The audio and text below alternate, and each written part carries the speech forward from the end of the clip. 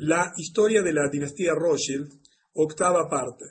En esta octava parte vamos a cubrir el periodo de 1945 a 1963 y como muchas veces hemos aclarado a lo largo del ciclo, estamos tratando de entender cómo es que existe un grupo de personas que integran una dinastía familiar, la dinastía de la familia Rothschild, asociada ya modernamente por casamientos y demás a otro pequeño grupo de familias que tienen el control prácticamente total de los acontecimientos que están ocurriendo en el mundo y sin cuyo conocimiento tú no puedes entender qué es lo que está ocurriendo a nivel mundial, todo este sistema opresivo que se ha vuelto sobre los seres humanos en todas partes de la Tierra y que nos ha alejado de nuestra condición natural,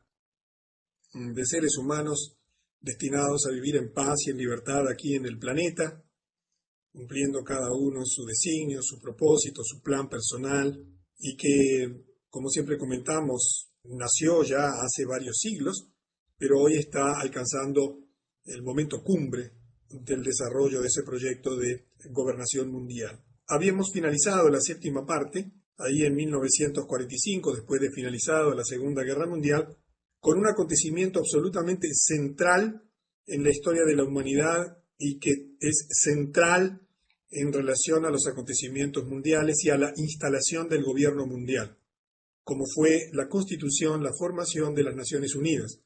Un viejo proyecto Rothschild que había comenzado y fracasado al final de la Primera Guerra Mundial con la Liga de las Naciones, pero que ya tenía su antecedente en el Congreso de Viena de 1812, en fin, una cantidad de intentos de establecer un gobierno supranacional como lo es el gobierno de las Naciones Unidas, que hoy controlan tu vida, ¿sí? Cuando, por ejemplo, dicen que hay una pandemia mundial, pregúntale a los amigos mexicanos que están aquí cómo les fue, las Naciones Unidas inmediatamente, verticalmente, lanzan una orden y allí tu Ministerio de Salud, el de mi país en Uruguay, el de Perú, el de Venezuela, inmediatamente tienen que acatar órdenes porque han firmado acuerdos y si no los cumplen, inmediatamente son sancionados, se le quitan préstamos, asistencia técnica, ayuda militar, etcétera, etcétera, y por lo tanto son obligados. Y en este momento, por ejemplo, si tú conocieses el Reglamento Mundial de Salud, te horrorizarías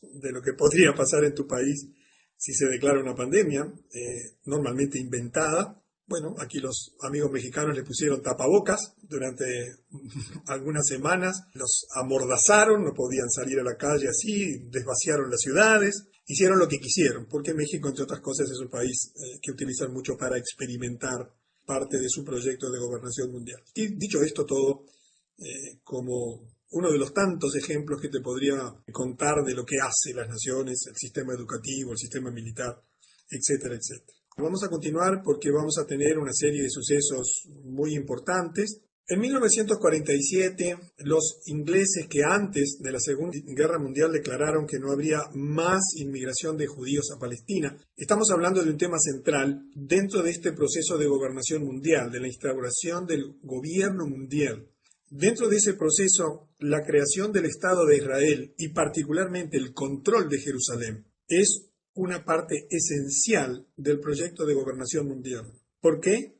Porque quieren instalar el gobierno mundial en Jerusalén, que es el lugar por definición donde intentan poner un gobierno absolutamente contrario a los intereses de Dios. Es una ciudad elegida para su pueblo por Jehová, el Dios de los judíos, que fue, digamos, instaló esa ciudad como una ciudad santa, y por eso esa puja mundial que hay por ese territorio no es casualidad, y entonces el proceso de control de toda esa zona palestina es absolutamente importante comprenderlo para entender los sucesos mundiales, porque en poco tiempo verás acontecimientos que te van a dejar pasmado allí en esa zona. Recuerda que hubo un acuerdo entre la familia Rothschild y el gobierno de Inglaterra para incorporar a Estados Unidos a la Segunda Guerra Mundial a cambio de cederle la tierra, una parte de la tierra de Palestina. Cuando llega el año 1947, habían declarado ya antes de la Segunda Guerra Mundial que no habría más inmigración de judíos a Palestina. ¿Por qué? Porque tenían que proteger los palestinos y a los propios soldados británicos que vivían allí por un grupo armado israelí, y entonces transfirieron el control de Palestina a las Naciones Unidas. Es decir, ¿qué hizo Inglaterra? Se sacó de arriba el problema y se lo dio a las Naciones Unidas. La resolución 181 de 1947 fue un momento muy importante porque en esa resolución, después puedes ver en internet, yo hoy te voy a dar, y lo voy a hacer todas las reuniones que tengamos de aquí en más sobre este tema, un archivo al final para que tomes un par de temas y busques información si te interesa. Como les he comentado, al final del ciclo vamos a entregar un ebook con todo lo fundamental, los fundamentos bibliográficos de todo lo que estamos afirmando. Y esta resolución 181 de las Naciones Unidas para Palestina dividió esa tierra en dos estados. Allí tú tienes una imagen que en la siguiente diapositiva la vamos a ver mucho más ampliada. Esa era una tierra que hacía 1300 años le correspondía a los palestinos. Allí vivían palestinos y una muy pequeña cantidad de judíos, apenas un 6%, pero en forma totalmente ilegítima, sin ningún derecho, simplemente para cumplir el acuerdo, la promesa, recuerdan la declaración Balfour que vimos en reuniones anteriores, para cumplir la promesa que le había hecho el gobierno inglés a Estados Unidos de que si entraba en la guerra, entonces le cederían Palestina al Consejo Mundial Sionista. Se divide la zona en dos estados, uno sionista y otro árabe, con Jerusalén, pero según la resolución 181 debiendo permanecer como una zona internacional para el disfruto de todos los credos religiosos. Esa transferencia fue programada para el año siguiente, para el 15 de mayo de 1948. En realidad las Naciones Unidas no tenían ningún derecho legítimo, no tenían ninguna ley ni nada que les amparase para entregar las propiedades a los árabes. Como yo les decía, los judíos tenían solo el 6% como propiedad de Palestina en ese momento. Sin embargo, la resolución decidió que a Israel se le iba a dar el 57% de la tierra y dejando a los árabes, que hasta ese momento eran dueños del 94%, con solo el 43%. En esta próxima diapositiva tú vas a ver lo que ha ocurrido en las últimas décadas. Del lado izquierdo tú tienes la zona en disputa, todos los mapas corresponden a la misma zona. Lo que tú ves en verde del lado izquierdo era la tierra palestina y judía hasta 1946. En verde, la zona palestina. En blanco, los espacios propiedad de familias y de residentes judíos. En 1947, que es la segunda columna, se reparte esa zona.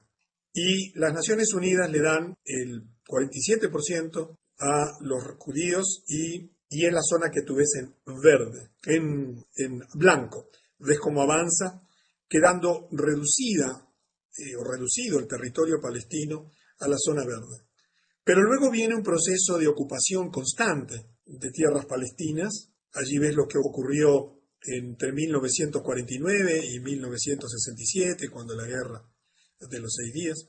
Y allí ves el avance blanco que representa el avance judío, como va perdiendo Palestina, para llegar al año 2000 y nuestra situación actual, que es aún peor que lo que tú estás viendo, porque prácticamente de toda la tierra se ha apropiado el Estado de Israel, reduciendo a los palestinos a una zona sumamente reducida, y eso es explicativo de no solamente el proceso invasor e imperialista, sino fundamentalmente explica también la rebelión de los palestinos y mucho de lo que está ocurriendo modernamente en la política internacional. Y quizás si tú recién estás hoy por primera vez escuchando esta octava conferencia, no asocies muy bien lo que significa esto en tu vida, pero este conflicto, esta decisión de los sionistas en el mundo de influir de usar las Naciones Unidas, porque fueron constituidas por ellos, recordemos el Tratado de Versalles, ¿verdad?, donde estaba, por ejemplo, Rothschild era el anfitrión principal, donde se decidió la constitución de la Liga de Naciones. Entonces, hoy ese conflicto está siendo un meollo del mundo y, bueno, de allí se espera que surja la Tercera Guerra Mundial y muchos acontecimientos que van a significar un cambio profundo en la historia de la humanidad. En 1948, recordemos que el 15 de mayo fue la fecha acordada para la sesión de derecho y la fecha oficial de la Constitución del Estado de Israel. El presidente Harry Truman había sido sobornado por los Rothschild con $2 millones que fueron utilizados para su campaña presidencial y reconoció a Israel como un Estado soberano. Es interesante que si tú miras la historia de los sucesos de ese reconocimiento, Estados Unidos fue el primer país que lo reconoció. Demoró 11 minutos, como dice allí, después que se independizó como nación en reconocerlo. Y es interesante un registro histórico de una declaración de Truman en una reunión en la Casa Blanca el 10 de noviembre del 45 a los enviados de Arabia Saudita, Siria, Líbano y Egipto. Lo siento, señores, pero tengo que responder a cientos de miles que están ansiosos por el éxito del sionismo. No tengo cientos de miles de árabes entre mis electores. Todo este tipo de cosas demuestra la influencia permanente del sionismo en los Estados Unidos en relación a Israel. Por eso es que en las Naciones Unidas el veto de las resoluciones contra Israel siempre tiene que ver con Estados Unidos. Jamás vas a ver en ningún medio de prensa información sobre la capacidad nuclear de Israel, que es el gran poseedor de armamento nuclear. Tú ves todos los días que se habla de Irán como un posible país que dispone de armas nucleares. Pero nunca vas a oírte hablar de Israel, que es el que verdaderamente tiene el poder nuclear en la región. Y este juego de poder es absolutamente trascendente porque muchas de las dificultades que tú tienes en la vida y que tienen en tu país tienen que ver con este proceso de gobernación mundial, con esas inmensas transferencias de dinero fenomenales que hay desde tu país hacia la banca financiera internacional. Recordemos la semana pasada cuando hablamos del BIS. ¿Recuerdas el BIS, el Banco Central de los bancos centrales del mundo, que seguro no sabías que existía? Cuando hablamos del Banco Monetario Internacional, del Banco Mundial y del Fondo Monetario Internacional. Pero vamos a uno de los acontecimientos que para mí son más descriptivos de todo lo que hay por detrás de lo que tú estás viendo. Ya nos habíamos referido a esto hace algunas reuniones, algunas conferencias, cuando hablamos acerca de la bandera de Israel y su relación con el hexagrama rojo de la familia Rothschild. En ese año, en 1948, recuerda que bajo la influencia de Theodor Herzl, se creó la bandera de Israel. Se dio a conocer, a pesar de que había una tremenda oposición interna, debido a que el emblema de la bandera es una versión en color azul de los Rothschild, del hexagrama rojo o sello rojo. Recuerdas que Rothschild quiere decir en alemán sello rojo. Fue un cambio en su apellido para poder utilizar y hacer una referencia directa a ese hexagrama rojo, hoy también mal conocido como la estrella de David. Eso irritó a muchos judíos. Y vamos a ver algunas de las muchas razones que hacen y sorprende que en la bandera de Israel se haya elegido nada menos que un símbolo absolutamente satánico para utilizarlo como el emblema nacional. Una primera razón es que ese hexagrama representa o es el símbolo del dios Baal, el dios Moloch. Este hexagrama fue usada por religiones esotéricas antiguas como el símbolo de Moloch, que era descrito como un demonio de sacrificios forzados. Es conocido que en la antigüedad se hacían sacrificios de niños. Los judíos, a través de Moisés, cuando recibieron esta información, está en el libro de Éxodo, fueron severamente advertidos sobre esta situación, que no debían ser adoradores del dios Baal, y unos miles de años después, el símbolo de ese demonio termina en su bandera. En segundo lugar, el símbolo de hexagrama es el símbolo también de Astaroth. Astaroth es un demonio descrito como el tesorero, señor del infierno. Fue usado también en relaciones, aquí tienes derecho a una representación de las tantas que hay de este demonio, y abajo su representación bajo la forma de un hexagrama. Imagínate para los judíos correctos, para los judíos que realmente sabían de qué estaban hablando, tener que ver flamear en su bandera nada menos que ese símbolo. Ese símbolo también está asociado al búho como símbolo de Moloch. Es de hecho una representación de Moloch y una divinidad babilónica, y también de Lilith, que es una divinidad sumeria. Tú puedes encontrar a Moloch o el búho en diversos símbolos del poder de Estados Unidos. Yo te voy a mostrar el del dólar, por ejemplo, en el Capitolio o en el Congreso. Aquí tienes una imagen de la caverna bohemia. Es un lugar donde se reúnen los principales integrantes de la masonería, allí en los Estados Unidos, en Nueva York, para adorar esta imagen que, como la ves, es un búho, y allí se dice que inclusive realizan sacrificios. Y como ves, del lado izquierdo está el hexagrama. Allí en realidad está representado como un pentagrama de 5 puntas, y allí tienes el búho también. Y finalmente, una cuarta razón por la cual esto causaba un profundo rechazo. Perdón, antes de ello vamos a hablar del símbolo del dólar. Si después tienes un dólar lo puedes mirar. En el ángulo superior derecho, bien escondidito allí, tienes el búho. En la reunión anterior te mostramos una cantidad de símbolos masónicos que tiene el dólar de Estados Unidos, pero tienes el búho, se ve con una lupa, muy bien escondidito allí, porque es parte de la adoración satánica. Y bueno, también te podría mostrar aquí cómo el diagrama de la ciudad de Washington incluye el búho y la estrella de 6 puntas. En fin, habría mucho para hablar. Y finalmente te comento como cuarto punto que el hexagrama también se ha utilizado para representar a Saturno. De Saturno tendría mucho para comentarte. Ha sido identificado con el nombre esotérico de Satanás. Indica que cualquier persona, el haber puesto esto en la bandera, indica que cualquier persona que murió en el nombre de Israel es en realidad un sacrificio a Satanás.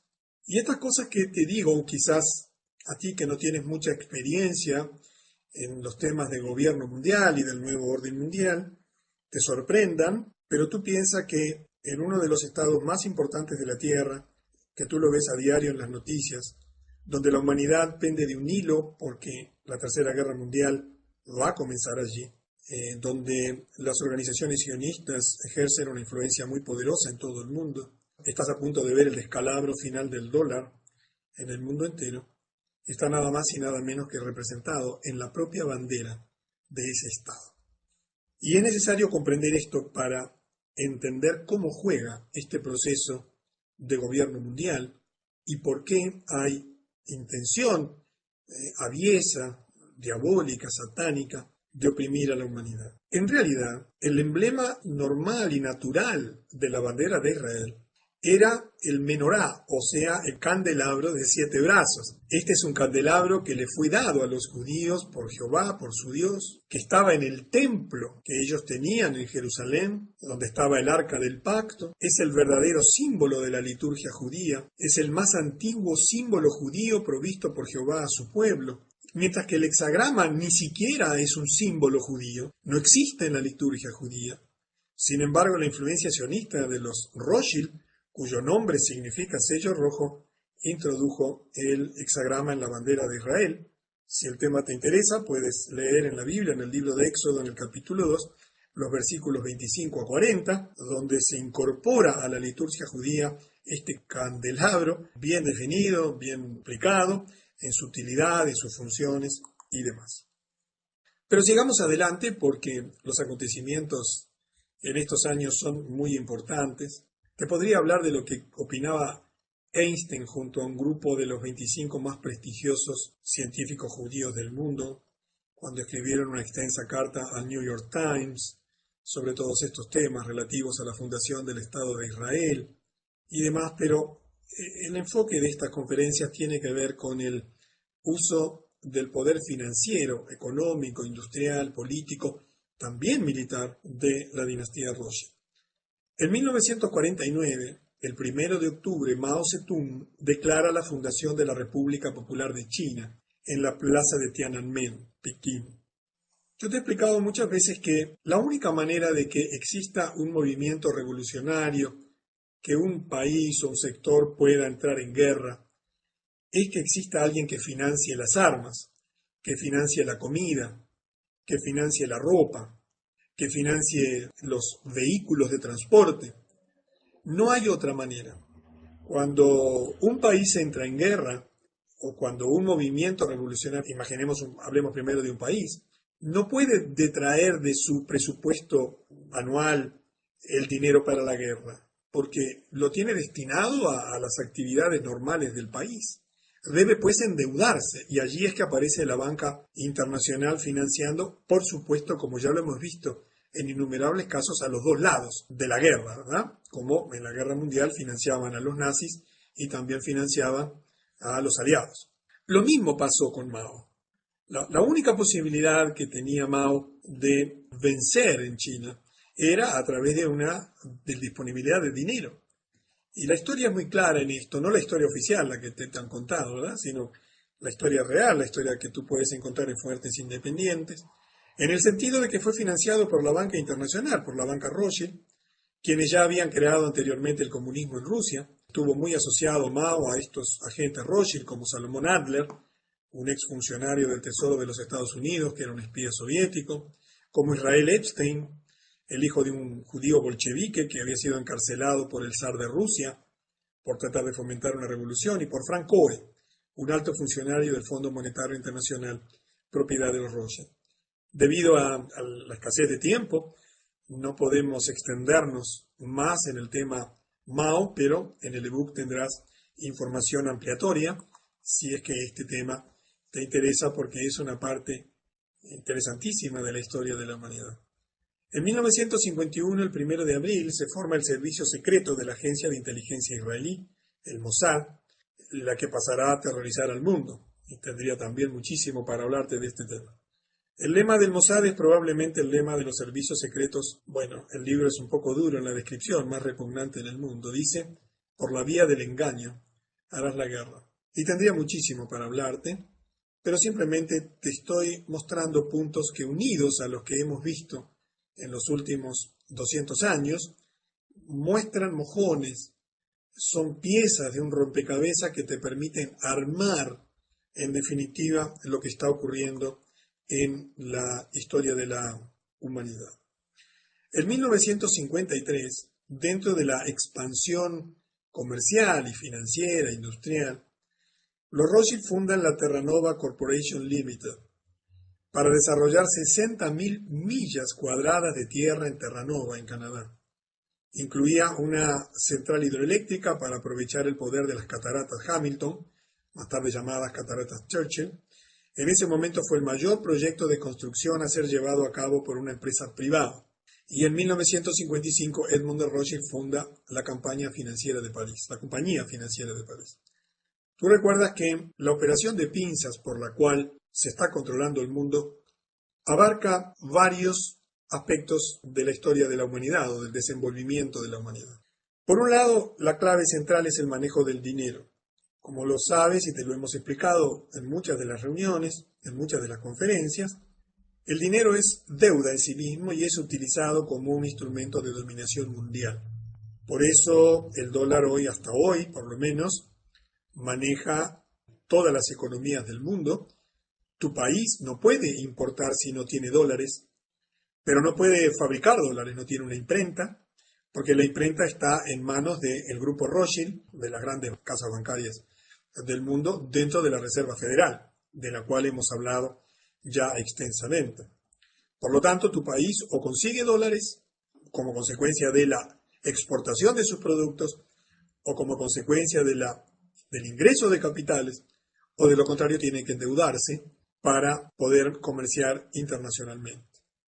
Pero además, en esa operación de pinzas, se fue extendiendo y, por ejemplo, hemos visto cómo todos los medios de comunicación hoy son controlados por las organizaciones sionistas, y tú solamente vas a recibir una información absolutamente manipulada, tendenciosa y generadora de una historia oficial que, por cierto, es bien diferente de la historia real, de lo que realmente está ocurriendo. También dentro de esa operación de pinzas para dominar el mundo, tenemos el uso de los sistemas educativos.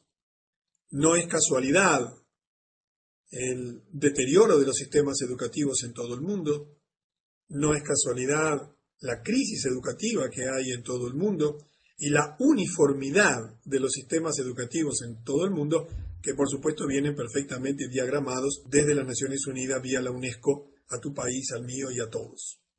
También en esa operación de pinzas se utiliza el poder político, y hemos visto cómo se han creado innumerables organizaciones políticas con la finalidad de infiltrar los distintos partidos políticos. Son financiados ambos bandos, izquierda, derecha, no importa, de arriba, de abajo, en todos los países del mundo por los mismos grupos financieros, para luego obtener el dominio y el control de esas situaciones.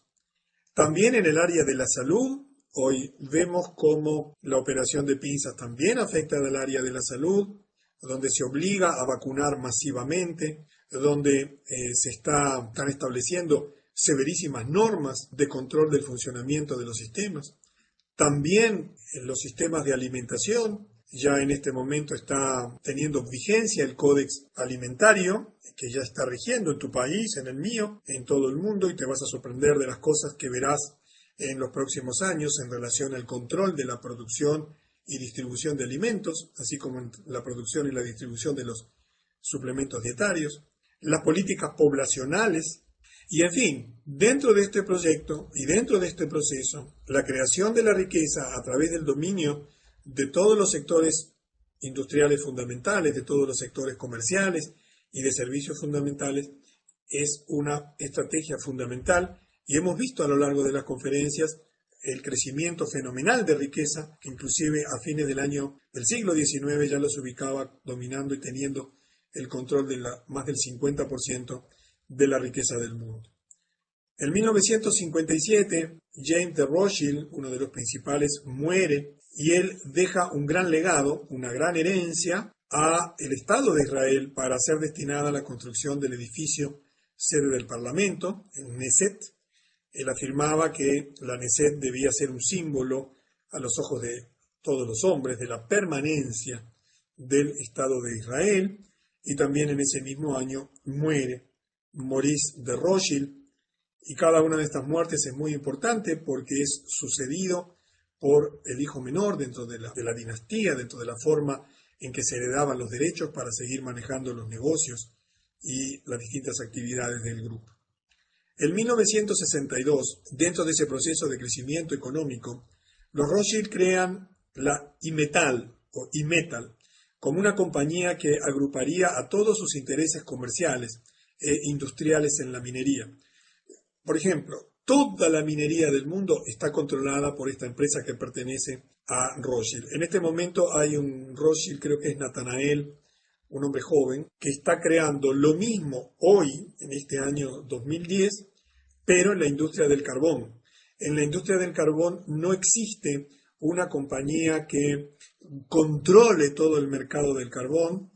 Ya ha aportado $3.000 millones para la fundación de esa compañía, pero en poco tiempo también la producción y distribución de carbón a nivel mundial va a ser absolutamente controlada por los Rothschild como una de las industrias energéticas claves. La China solo, imagínate lo que gastan de carbón, que es su fuente de energía, una de las fuentes de energía fundamentales para su desenvolvimiento industrial. En ese año, Frederick Morton publica un libro, Los Rothschild, en el que señala, a pesar de que tienen el control de decenas de empresas industriales, comerciales, mineras y de turismo, no aparece en ellas el nombre Rothschild. Y observa la reflexión que él hace. Al ser empresas privadas, donde los Rothschild no aparecen en primera fila, las casas familiares Rothschild, las familias no necesitan, y de hecho nunca lo hicieron, publicar una sola hoja de balance en forma pública o de cualquier otro informe de su situación financiera. Ya sabemos que nunca la Reserva Federal, que nada más ni nada menos que imprime los dólares para todo el mundo y que se los presta al gobierno de los Estados Unidos, nunca fue auditada, nunca publicó un balance, pero lo mismo sucede con las familias Rothschild. Y esta actitud demuestra su verdadero objetivo, permanecer ocultos tras de bambalina, ejerciendo, monopolizando, dominando, eliminando la competencia y creando su propio monopolio comercial, industrial y de servicios en el mundo, como de hecho hoy está ocurriendo. Y llegamos ya al final de este proceso, de este periodo. En 1963, el 4 de junio, el presidente John Fitzgerald Kennedy, el 35 presidente de los Estados Unidos, firmó la orden ejecutiva 11.110, que devolvió al gobierno de Estados Unidos la facultad de emitir moneda sin pasar por la Reserva Federal, propiedad de los Rothschild. Tú recuerdas lo que le había pasado a Lincoln por hacer lo mismo, a Andrew, otro de los presidentes de los Estados Unidos asesinado, también por la misma situación. Esta quizás fue la principal causa del asesinato de John Fitzgerald Kennedy, además de su férrea y manifiesta oposición a las sociedades secretas. Él hizo un discurso muy famoso donde critica y declara públicamente su total oposición a las sociedades secretas y su determinación que en su periodo de gobierno las sociedades secretas no podrían ejercer influencias lobistas dentro de su gobierno. Menos de 6 meses más tarde de esa decisión, el 22 de noviembre, el presidente Kennedy fue asesinado, probablemente por los Rothschild, por la misma razón que se asesinó a Lincoln en el 1865 cuando quiso imprimir dinero, ¿recuerdan? Dinero estadounidense para el pueblo estadounidense. Lo normal es que en tu país, el gobierno de tu país sea el que emite el dinero. En Uruguay, el dinero uruguayo es emitido por el Banco Central del Uruguay, pero en los Estados Unidos el dólar es emitido por un banco privado. Y eso absolutamente es una aberración desde todo punto de vista. Kennedy quiso terminar con esa situación y por la misma razón aquí está que se asesinó al presidente Andrew Jackson y otros que también sufrieron atentados. Es interesante lo que hizo Lyndon Johnson. Tú recuerdas que Lyndon Johnson fue el presidente que lo sustituyó. Él no vivía en Washington, él estaba en Dallas en el momento de la muerte de Kennedy. Y en el viaje, en el vuelo, en el Air Force One, el avión presidencial, uno de sus primeros decretos, de sus primeras órdenes ejecutivas, como le llaman en los Estados Unidos, fue anular la orden ejecutiva 11.110 en el mismo día que el presidente Kennedy había sido asesinado y como una de sus decisiones más importantes. Allí tienes la figura de Lyndon Johnson y del lado derecho el sello del presidente de los Estados Unidos para firmar las órdenes ejecutivas.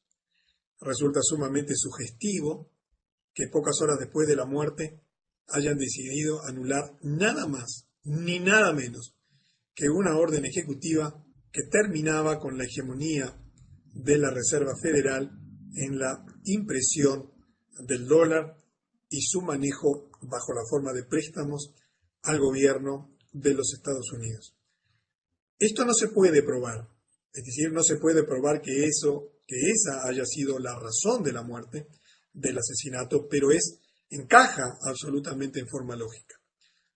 Otra, y probablemente la razón principal para el asesinato de Kennedy, según historiadores, fue el hecho de que él dejó bien en claro al primer ministro israelí David Ben Gurión que en ningún caso iba a estar de acuerdo con que Israel se convirtiese en un estado nuclear. Yo no sé si ustedes tienen idea del poder nuclear que tiene Israel hoy en día, pero Kennedy, consciente de lo que eso representaba en el desequilibrio de poder del Medio Oriente, le había dicho con absoluta franqueza y claridad que de ninguna manera lo permitiría.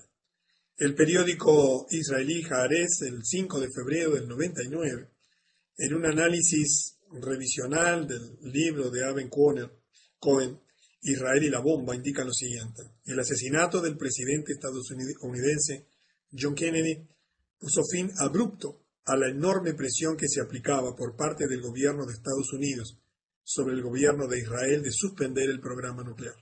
Tú ves la presión que hoy se hace sobre Irán. Tú sabes que esa misma presión se hizo sobre Israel hasta que fue asesinado el presidente Kennedy. Esas son las cosas que no se muestran en la historia oficial, pero son las cosas que explican lo que ocurre en la realidad. El libro daba a entender que si Kennedy se hubiese mantenido vivo, es dudoso que Israel hoy en día pudiese tener una opción nuclear que le da una supremacía en esa zona de conflicto absolutamente abrumadora. Si hiciésemos un resumen de este periodo, veríamos una cantidad de sucesos perfectamente hilados, perfectamente orquestados, amalgamados, en la dirección de la instauración del gobierno mundial.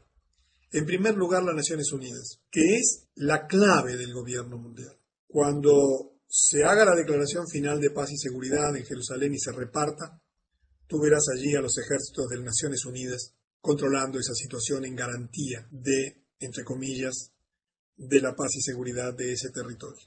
Has visto durante este periodo un creciente dominio de los Rothschild de la zona de Palestina, porque esto es parte central de su proceso de gobernación hegemónica, porque el gran objetivo final es instaurar el gobierno mundial nada menos que en Jerusalén. Has visto el crecimiento comercial, financiero, industrial que continúa. Has visto el proceso político de control, por ejemplo, hasta asesinar a un presidente de los Estados Unidos, que probablemente pueda ser interpretado, sugerido como posibilidad más concreta para explicar el asesinato de una figura prominente, como fue el presidente de los Estados Unidos. En la novena parte de la dinastía Rothschild vamos a abarcar unos años muy cercanos a nosotros, nos vamos a acercar al último periodo, vamos a llegar en este ciclo hasta el año 2006, lo cual nos va a llevar a desarrollar las conferencias 9 y 10, para que al final a todos aquellos que tienen, digamos que han escuchado todas las conferencias, tengas una comprensión completa que te explique lo que está ocurriendo en el mundo y para que en función de la información que recibas puedas comprender lo que va a ocurrir a los efectos de tomar las mejores decisiones posibles para anticiparse a un tiempo de cambio que ya está ocurriendo frente a tus ojos y que en poco tiempo, sobre todo en este próximo año que se inicia, 2011, veremos también, al igual que vimos en este año 2010, acontecimientos sorprendentes. Así que te espero entonces en la novena parte de la dinastía Rothschild.